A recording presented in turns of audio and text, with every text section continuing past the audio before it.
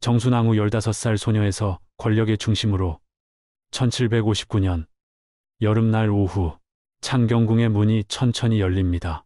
행렬의 중심에는 비단 옷을 입은 한 소녀가 서 있습니다. 그녀의 나이 겨우 15.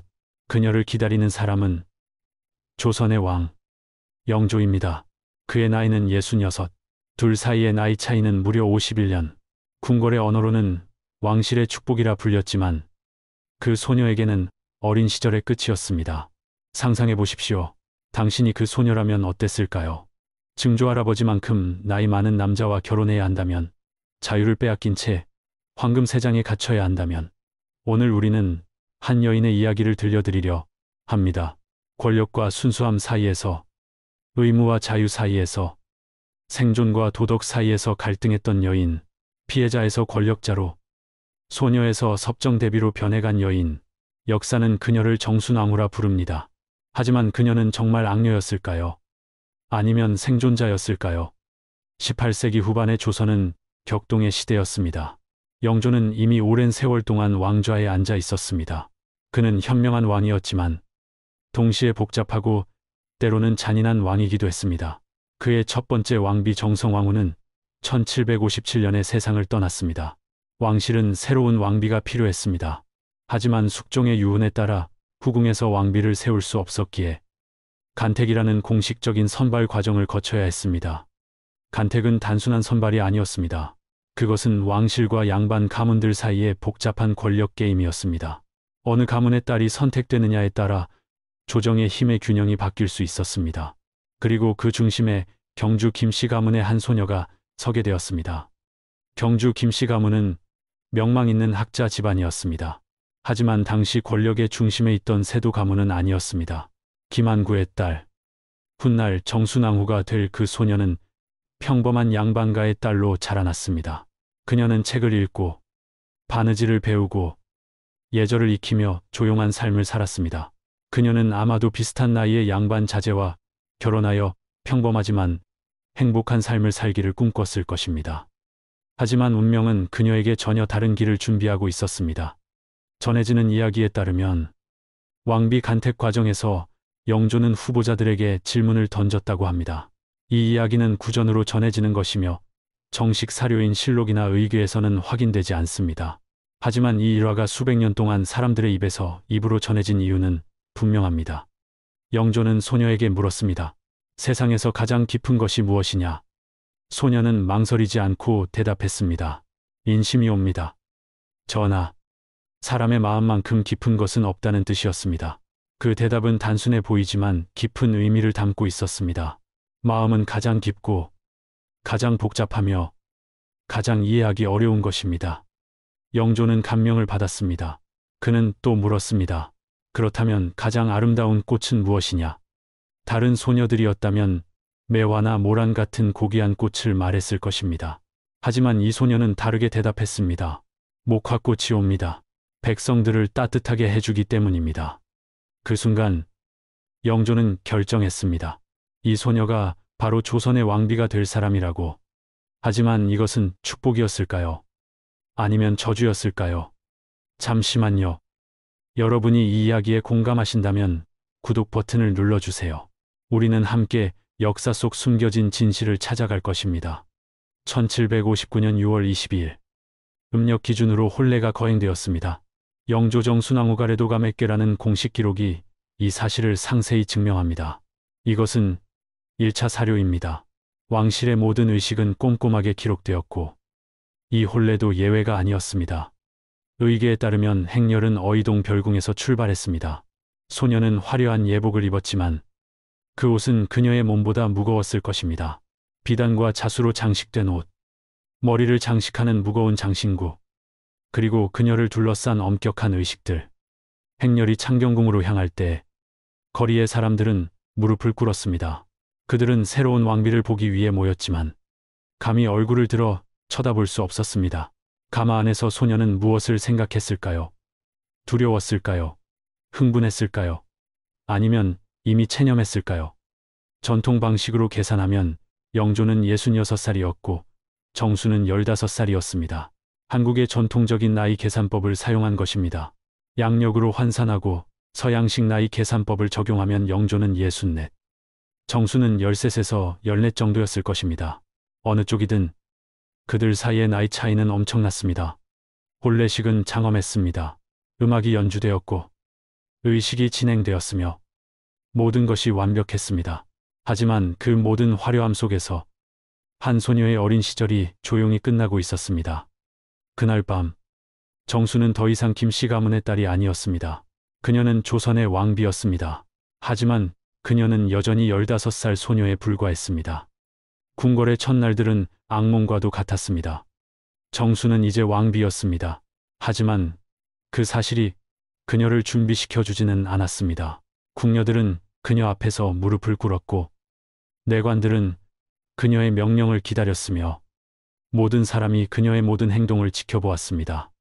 상상해 보십시오. 15살의 나이에 갑자기 수백 명의 사람들이 당신에게 복종해야 한다면 어떨까요? 당신의 모든 말이 명령이 되고 당신의 모든 행동이 선례가 되는 삶을 살아야 한다면. 첫날 아침 궁녀가 그녀를 깨웠습니다. 아니, 깨운다는 표현도 적절하지 않습니다. 궁녀들은 조용히 방에 들어와 그녀가 깨어나기를 기다렸습니다. 정순이 눈을 뜨자 그들은 즉시 절을 했습니다. 그녀는 놀라서 벌떡 일어났습니다. 집에서라면 어머니가 부드럽게 깨워주었을 것입니다. 하지만 이곳은 집이 아니었습니다. 목욕제게부터 옷 입는 것까지 모든 것에 규칙이 있었습니다. 그녀는 혼자서는 아무것도 할 수 없었습니다.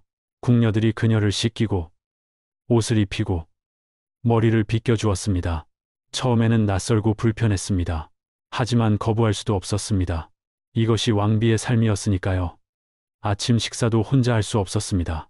상궁이 음식을 가져왔고 다른 궁녀가 독을 확인했으며 또 다른 이가 그녀가 먹는 동안 시중을 들었습니다.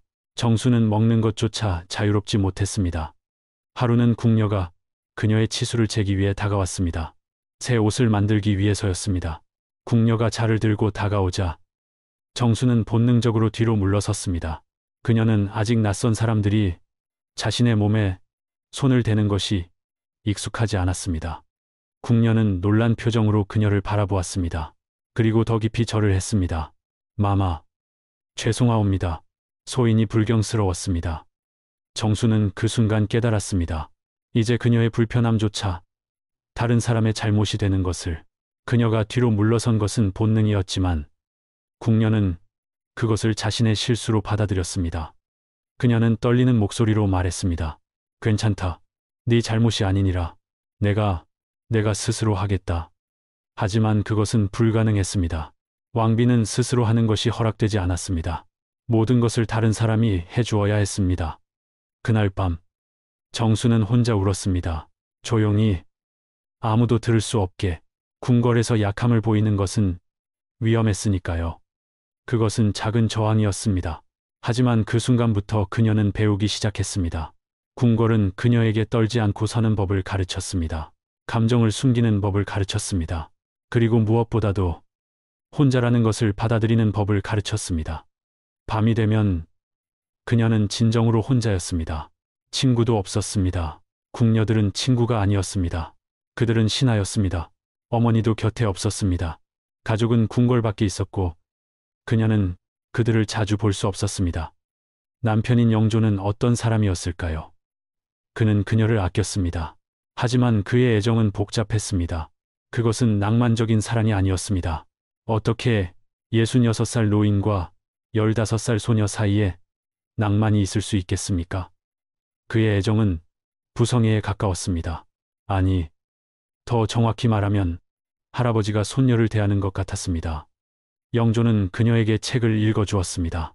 유교 경전, 역사서, 정치에 관한 글들. 그는 그녀를 교육하려 했습니다. 왕비는 단순히 장식이 아니다. 너는 왕실의 어른이 될 것이고 언젠가는 중요한 결정을 내려야 할 것이다. 그는 이렇게 말했습니다. 정수는 듣고 배웠습니다. 하지만 그녀의 마음 한구석에서는 여전히 소리쳤습니다. 나는 배우고 싶지 않아요. 나는 그냥 평범하게 살고 싶어요. 친구들과 놀고 정원에서 뛰어다니고 내가 원하는 것을 선택하고 싶어요. 하지만 그 목소리는 점점 작아졌습니다. 왜냐하면 궁궐에서 원하는 것은 의미가 없었으니까요. 영조는 또한 통제적이었습니다. 그는 그녀가 어디로 가는지, 누구를 만나는지, 무엇을 하는지 알고 싶어 했습니다. 그것은 사랑이 아니었습니다. 그것은 소유였습니다. 정수는 점점 더 침묵하는 법을 배웠습니다. 궁궐은 말보다 침묵이 더 안전한 곳이었습니다. 잘못된 말 한마디가 치명적인 결과를 초래할 수 있었습니다. 계절이 바뀌었습니다. 봄이 왔다가 여름이 되었고, 가을이 지나 겨울이 왔습니다. 매화꽃이 피었다가 졌고, 단풍이 들었다가 눈이 내렸습니다. 시간은 흘렀지만 정순에게는 모든 날이 비슷했습니다. 그녀는 궁궐의 규칙을 익혔습니다. 어떻게 걸어야 하는지 걸음걸이에도 규칙이 있었습니다. 너무 빨라서도 안 되고, 너무 느려서도 안 되었습니다. 어떻게 말해야 하는지 어조, 단어 선택, 심지어 침묵의 길이까지 모든 것에 의미가 있었습니다. 누구를 믿어야 하고, 누구를 경계해야 하는지, 이것은 가장 어려운 교훈이었습니다. 궁궐에서 모든 사람은 두 얼굴을 가지고 있었습니다. 정수는 더 이상 소녀가 아니었습니다. 그녀는 왕비였습니다. 그녀는 완벽하게 절을 받았고, 우아하게 걸었으며, 신중하게 말했습니다. 겉으로 보기에 그녀는 완벽한 왕비였습니다. 하지만 그녀의 마음 깊은 곳에서는 여전히 그 15살 소녀가 울고 있었습니다. 그 소녀는 자유를 원했습니다. 그 소녀는 사랑받고 싶었습니다. 그 소녀는 선택하고 싶었습니다. 하지만 그 소녀는 점점 더 깊이 묻혔습니다. 왕비의 가면 아래, 의무의 무게 아래, 침묵의 층 아래, 그리고 어느 날, 그 소녀는 완전히 사라졌습니다. 1762년 여름, 정순이 18이 되던 해, 그 해는 조선 역사상 가장 비극적인 사건 중 하나가 일어난 해였습니다. 이모화변 또는 사도세자 사건으로 알려진 일입니다. 영조의 아들 사도세자는 아버지와의 관계가 극도로 나빴습니다. 그는 정신적으로 불안정했고 때로는 폭력적이었습니다. 역사가들은 그가 정신질환을 앓았을 것이라고 추측합니다. 영조는 점점 더 아들을 두려워하게 되었습니다. 그해 5월, 영조는 끔찍한 결정을 내렸습니다. 그는 자신의 아들을 뒤주에 가두라고 명령했습니다. 뒤주는 쌀을 보관하는 나무 상자였습니다. 사도세자는 그 좁은 공간에 갇혔습니다. 여름의 더위 속에서 물도 음식도 없이 8일 후 사도세자는 뒤주 안에서 죽었습니다. 정수는 그 모든 것을 어디선가 지켜보았을 것입니다. 궁궐의 모든 사람이 알고 있었지만 아무도 감히 말하지 못했습니다. 그녀는 무엇을 느꼈을까요? 공포, 연민, 무력감. 일부 역사 기록에서는 정순이 이 사건에 영향을 미쳤다고 암시합니다. 하지만 명확한 증거는 없습니다. 그녀는 겨우 18이었고 결혼한 지 3년밖에 되지 않았습니다. 그녀가 왕의 결정에 영향을 미칠 만큼 권력이 있었을까요? 아마도 아니었을 것입니다. 하지만 소문은 퍼졌습니다.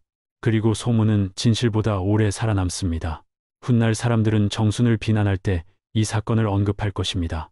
하지만 그것은 공정하지 않습니다.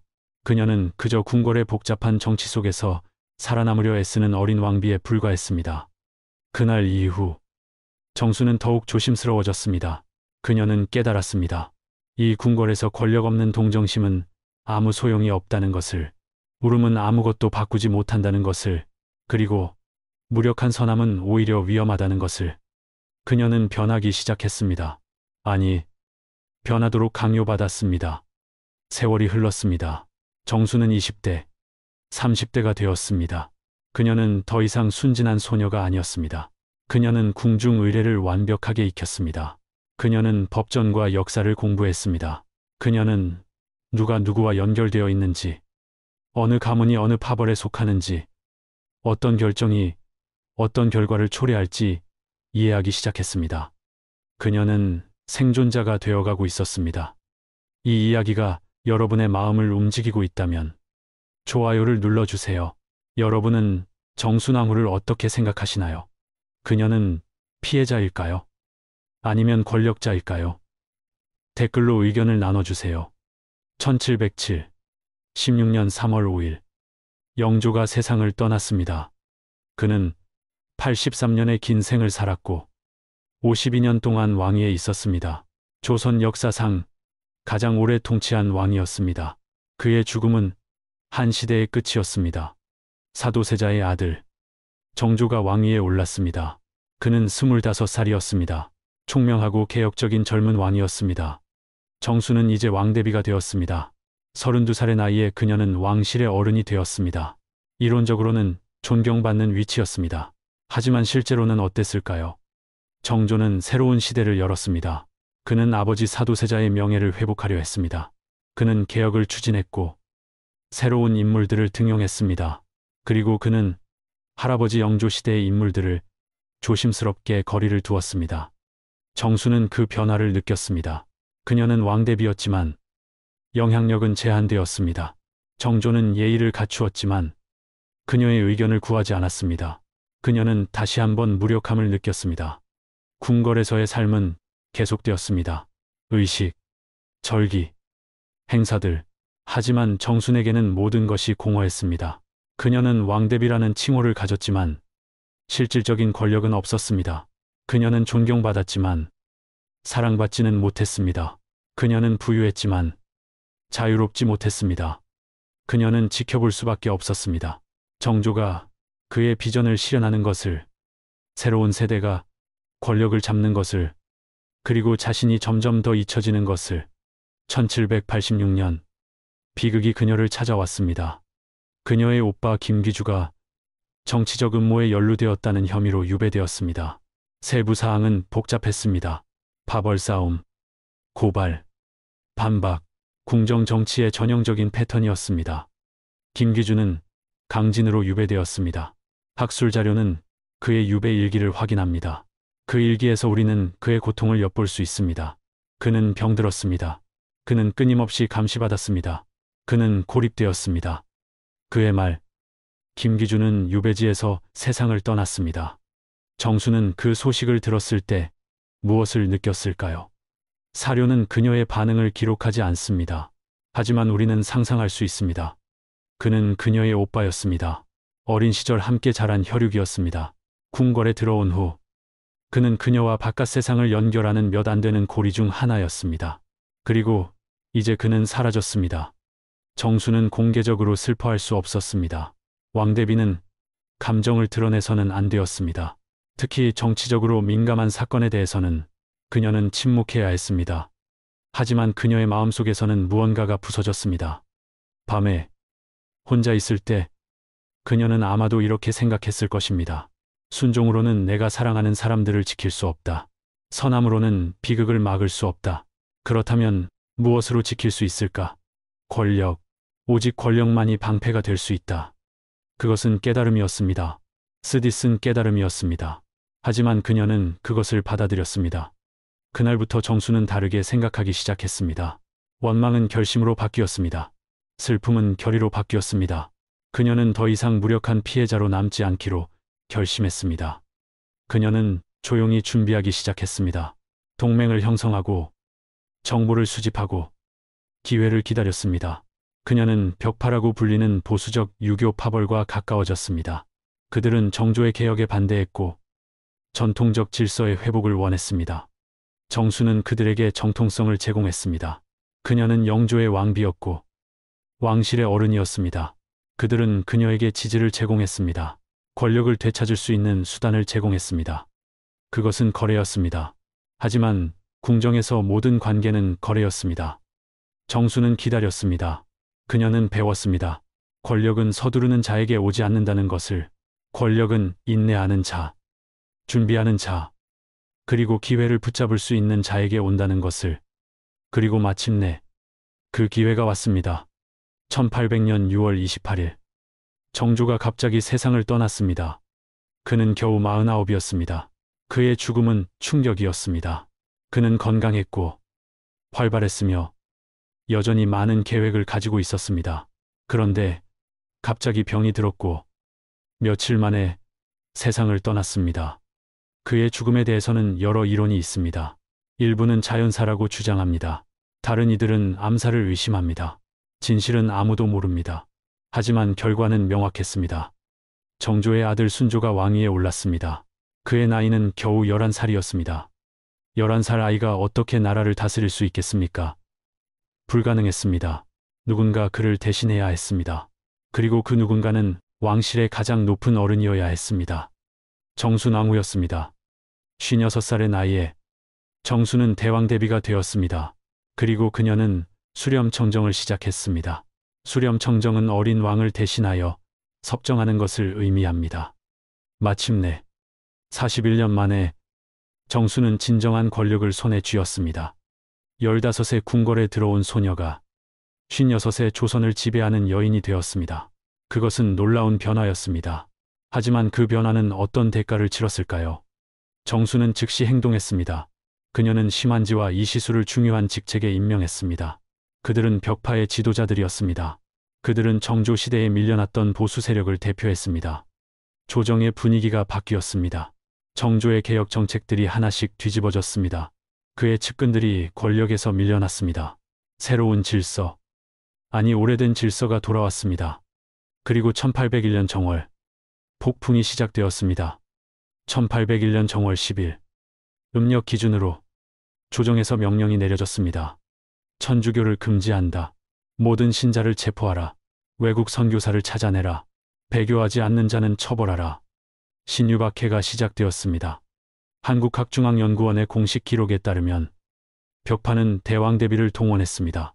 그들은 천주교를 위험한 이단으로 규정했습니다. 하지만 그것은 단순한 종교적 우려가 아니었습니다. 그것은 정치적 도구였습니다. 천주교는 정조시대의 일부 남인과 시파 인사들 사이에서 퍼졌습니다. 그들 중 일부는 정조의 개혁을 지지했던 사람들이었습니다. 천주교를 탄압한다는 것은 곧 정조의 유산을 공격한다는 의미였습니다. 이것은 종교박해인 동시에 정치적 숙청이었습니다. 체포가 시작되었습니다. 중국인 신부 주문모가 체포되어 처형되었습니다. 그는 조선에서 선교 활동을 하던 유일한 외국인 신부였습니다. 그는 배교를 거부했고 참수형을 당했습니다. 이승훈, 조선의 천주교를 처음 들여온 사람 중 하나가 체포되어 처형되었습니다. 정약용과 정약전 형제는 유배되었습니다. 그들은 뛰어난 학자들이었고 정조의 신임을 받았던 인물들이었습니다. 홍낙임, 정조의 외척이자 측근이 연루되어 처형되었습니다. 은원군, 왕족도 연루되어 죽음을 맞이했습니다. 황사영 백서 사건으로 더 많은 사람들이 체포되었습니다. 우리 역사넷의 기록에 따르면 약 300명이 목숨을 잃었습니다. 어떤 이들은 참수당했고 어떤 이들은 교수형을 당했으며 어떤 이들은 고문으로 죽었습니다. 그들의 죄는 무엇이었습니까? 그들은 다른 신을 믿었습니다. 그들은 조상 숭배를 거부했습니다. 그들은 유교 질서에 도전했습니다. 그리고 일부는 잘못된 시기에 잘못된 파벌에 속해 있었습니다. 궁궐의 밤은 횃불로 밝혀졌습니다. 조정에서는 끊임없이 회의가 열렸습니다. 명령서가 작성되었고 도장이 찍혔습니다. 그 도장은 대왕대비 정순의 것이었습니다. 정순왕후는 그 모든 것을 알고 있었습니다. 그녀는 무엇을 생각했을까요? 그녀는 이것이 옳다고 믿었을까요? 우리는 그녀의 마음을 읽을 수 없습니다. 사료는 그녀의 감정을 기록하지 않습니다. 우리에게 남은 것은 그녀의 행동뿐입니다. 그리고 그 행동들은 명확합니다. 그녀는 박해를 승인했습니다. 그녀는 처형을 허락했습니다. 그녀의 권위로 300명의 목숨이 끊어졌습니다. 그녀는 이것이 필요하다고 생각했을 것입니다. 유교 질서를 지키기 위해, 왕실의 권위를 회복하기 위해, 그리고 정조의 개혁을 되돌리기 위해 어쩌면 그녀는 이렇게 생각했을지도 모릅니다. 권력은 내게 남은 유일한 방패다. 그리고 방패를 유지하기 위해서는 칼도 필요하다. 하지만 정당화가 옳음을 만들지는 않습니다. 필요가 도덕을 대체하지는 않습니다. 신유박해는 조선 역사상 가장 큰 종교박해 중 하나로 기록되었습니다. 그리고 그 중심에는 한때 15살 소녀였던 여인이 서 있었습니다. 권력은 그녀에게 무엇을 주었습니까? 안전을 주었습니까? 행복을 주었습니까? 아니면 그저 더 많은 피를 주었을 뿐입니까? 1804년 2월 9일 순조가 성년이 되었습니다. 정순왕후는 수렴청정을 끝냈습니다. 4년 동안 그녀는 조선을 지배했습니다.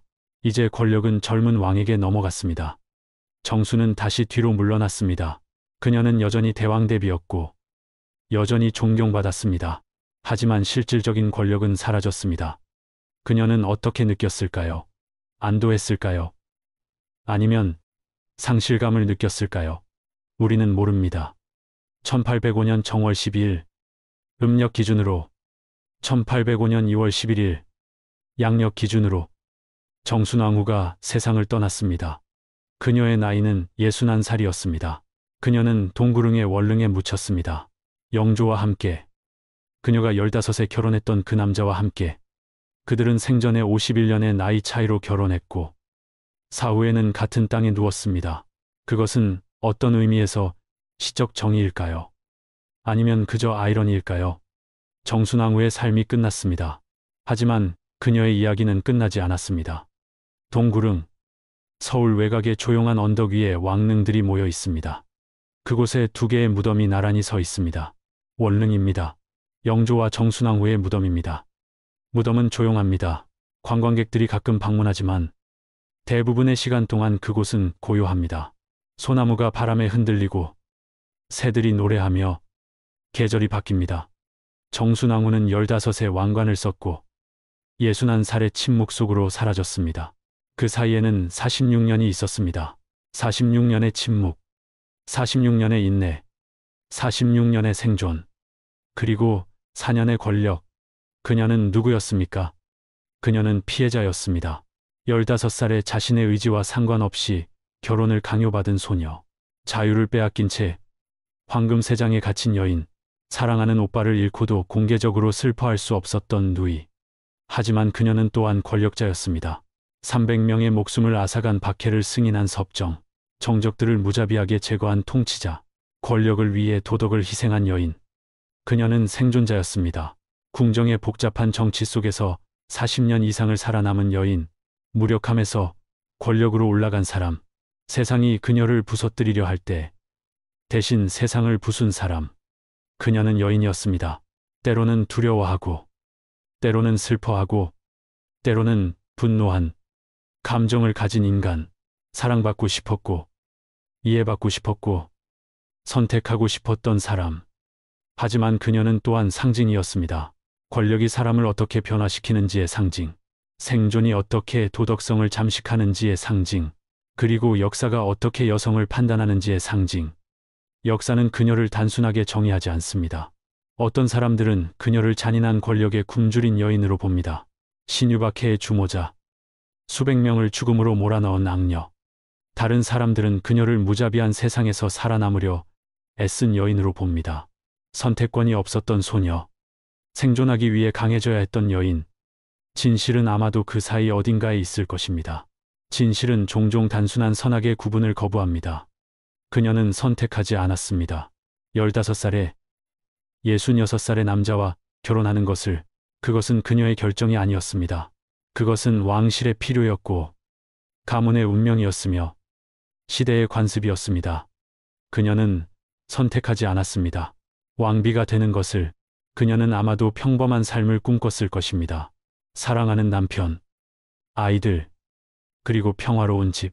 하지만 그 꿈은 궁궐문에서 끝났습니다. 그녀는 선택하지 않았습니다.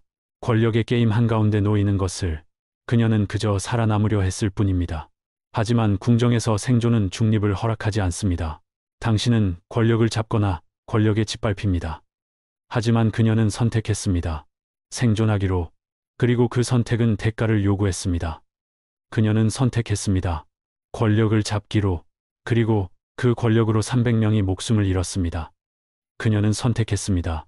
정적을 제거하기로. 그리고 그 제거는 천주교 박해라는 형태를 띠었습니다. 우리는 그녀를 판단할 수 있을까요? 우리는 그녀의 자리에 서본 적이 없습니다. 우리는 15살에 알지 못하는 노인과 결혼을 강요받은 적이 없습니다. 우리는 40년 동안 무력함 속에서 살아본 적이 없습니다. 우리는 권력이 생존의 유일한 수단인 세상을 경험하지 못했습니다. 그렇다면 우리는 그녀를 용서할 수 있을까요? 용서는 망각을 의미하지 않습니다. 300명의 목숨은 지워질 수 없습니다. 그들의 고통, 그들의 두려움, 그들의 죽음은 실제했습니다. 그들도 누군가의 딸이었고, 아들이었으며, 부모였고, 친구였습니다. 이해는 정당화를 의미하지 않습니다. 우리는 정순이 왜 그런 선택을 했는지 이해할 수 있습니다. 하지만 이해가 그 선택을 옳게 만들지는 않습니다. 그렇다면 우리는 무엇을 할 수 있을까요? 우리는 기억할 수 있습니다. 복잡함 속에서 기억할 수 있습니다. 정순왕후를 단순한 악녀로도, 단순한 피해자로도 기억하지 않고 그녀가 실제로 어떤 사람이었는지 기억할 수 있습니다. 복잡하고 모순적이며 인간적인 사람, 우리는 배울 수 있습니다. 그녀의 이야기에서 배울 수 있습니다. 권력은 유혹적입니다. 그것은 안전을 약속하고 영향력을 약속하며 존중을 약속합니다. 하지만 권력에는 대가가 있습니다. 그리고 그 대가는 종종 우리가 예상하는 것보다 훨씬 높습니다. 생존은 중요합니다. 우리 모두는 살아남고 싶어 합니다. 하지만 어떤 대가를 치르고 살아남을 것인가? 우리의 도덕성을 희생하면서까지, 다른 사람들의 목숨을 희생하면서까지, 희생자는 가해자가 될 수 있습니다. 고통받은 사람이 다른 사람에게 고통을 줄 수 있습니다. 정수는 피해자였지만 그녀는 또한 가해자가 되었습니다. 그 경계는 우리가 생각하는 것만큼 명확하지 않습니다. 역사는 반복됩니다. 오늘날에도 사람들은 생존의 이름으로 끔찍한 일을 합니다. 안전의 이름으로, 질서의 이름으로, 더 큰 선의 이름으로. 정당화는 바뀌지만 패턴은 같습니다. 그렇다면 우리는 어떻게 다르게 할 수 있을까요? 우리는 선택할 수 있습니다. 매일, 매 순간, 우리는 선택합니다. 우리는 권력을 추구할 것인가? 아니면 원칙을 지킬 것인가? 우리는 생존을 위해 타협할 것인가? 아니면 도덕성을 위해 싸울 것인가? 우리는 두려움에 굴복할 것인가? 아니면 용기를 선택할 것인가? 이것들은 쉬운 선택이 아닙니다. 정순에게도 쉽지 않았고 우리에게도 쉽지 않습니다. 하지만 그것들은 중요한 선택입니다. 정순왕후의 이야기는 우리에게 질문을 던집니다. 언제 생존이 정당화되는가? 어디까지가 너무 멀리 간 것인가? 우리는 무엇을 위해 기꺼이 희생할 것인가? 그리고 무엇을 결코 희생하지 않을 것인가? 이 질문들에는 쉬운 답이 없습니다. 하지만 질문을 던지는 것 자체가 중요합니다. 어쩌면 세상에서 가장 깊은 것은 정말로 사람의 마음일지도 모릅니다. 정순왕후는 15살에 이렇게 대답했다고 전해집니다. 인심이 가장 깊사옵니다. 그녀는 옳았습니다. 마음은 깊습니다. 그것은 자비와 잔인함을 동시에 담을 수 있을 만큼 깊습니다. 사랑과 증오를, 연민과 무관심을, 용기와 두려움을 동시에 담을 수 있습니다. 정순의 마음도 그랬을 것입니다. 그녀는 사랑할 수 있었습니다. 오빠를, 아마도 자신이 결코 가지지 못한 자유를 그녀는 두려워했습니다. 죽음을, 무력함을, 잊혀지는 것을 그녀는 분노했습니다. 자신에게 강요된 삶에, 빼앗긴 선택에, 지켜지지 않은 약속에, 그리고 그 깊은 마음 속에서 어둠도 자라났습니다. 원망, 냉소, 그리고 권력에 대한 갈망. 그 어둠이 결국 그녀를 삼켰습니다. 아니, 어쩌면 그녀가 그 어둠을 선택했는지도 모릅니다. 우리 모두는 그 어둠을 지니고 있습니다. 정순왕후도, 당신도, 나도, 우리는 모두 고통받을 수 있고 두려워할 수 있으며 유혹받을 수 있습니다. 문제는 우리가 그 어둠과 어떻게 싸우느냐입니다. 우리가 그것에 굴복하느냐, 아니면 그것을 이겨내느냐입니다. 우리가 피해자에서 멈추느냐, 아니면 가해자로 변하느냐입니다. 정순왕후는 그 싸움에서 졌습니다. 아니, 어쩌면 그녀는 애초에 싸울 수 있는 도구를 가지지 못했을지도 모릅니다. 그녀가 자란 세상은 그녀에게 권력 외에 다른 언어를 가르쳐주지 않았습니다. 하지만 그녀의 이야기는 끝나지 않았습니다. 그것은 우리에게 남아 있습니다. 경고로서 권력은 부패한다. 그리고 절대 권력은 절대적으로 부패한다. 정순의 이야기는 이 진리를 보여줍니다. 교훈으로서 피해자가 된다고 해서 도덕적 책임이 면제되지는 않는다. 우리가 고통받았다고 해서 다른 사람에게 고통을 줄 권리를 얻는 것은 아닙니다. 질문으로서 우리는 어떻게 다르게 할 수 있을까? 이것이 가장 중요한 질문입니다. 동구릉의 언덕 위에서 바람이 불어옵니다. 매화 꽃 잎이 땅에 떨어집니다. 시간은 흐르고 계절은 바뀌며 생명은 순환합니다. 정순왕후의 무덤은 조용합니다. 하지만 그녀의 이야기는 여전히 말하고 있습니다. 그것은 우리에게 말합니다. 나는 완벽하지 않았다. 나는 실수했고, 죄를 지었으며, 실패했다. 하지만 나는 또한 인간이었다. 그것은 우리에게 묻습니다. 당신이라면 어땠을까? 당신이 내 자리에 있었다면, 당신은 다르게 했을까? 우리는 확신할 수 있을까요? 우리가 더 강하고, 더 선하며, 더 지혜로웠을 것이라고. 어쩌면 우리는 확신할 수 없습니다. 그리고 그 불확실성이야말로 겸손을 가르쳐 줍니다. 정순왕후, 경주 김씨, 조선의 왕비, 대왕 대비, 섭정, 권력자, 피해자, 생존자. 그녀는 많은 것이었습니다. 하지만 무엇보다도 그녀는 인간이었습니다. 불완전하고 모순적이며 때로는 잔인하고 때로는 연약한 인간. 사랑받고 싶었고 안전하고 싶었으며 중요하고 싶었던 인간. 우리와 다르지 않은 인간. 그리고 그것이 그녀의 이야기가 우리를 움직이는 이유입니다. 우리는 그녀를 보면서 우리 자신의 가능성을 봅니다. 선의 가능성과 악의 가능성 모두를. 역사를 공부하는 이유는 과거를 심판하기 위함이 아닙니다. 그것은 우리 자신을 이해하기 위함입니다. 우리가 어디서 왔는지, 우리가 무엇이 될 수 있는지, 그리고 우리가 무엇이 되지 말아야 하는지. 정순왕후의 이야기는 끝났습니다. 하지만 그녀가 남긴 질문들은 계속됩니다. 그리고 그 질문들에 답하는 것은 이제 우리의 몫입니다. 여러분의 생각은 어떤가요? 정순왕후는 희생자였을까요? 아니면 권력자였을까요? 그녀의 선택을 이해할 수 있을까요? 댓글로 여러분의 생각을 나눠주세요. 이런 깊이 있는 역사 이야기가 더 궁금하시다면 구독과 알림 설정을 잊지 마세요. 다음 이야기에서 또 만나요. 역사는 우리에게 계속 말을 걸고 있습니다. 우리가 듣기만 한다면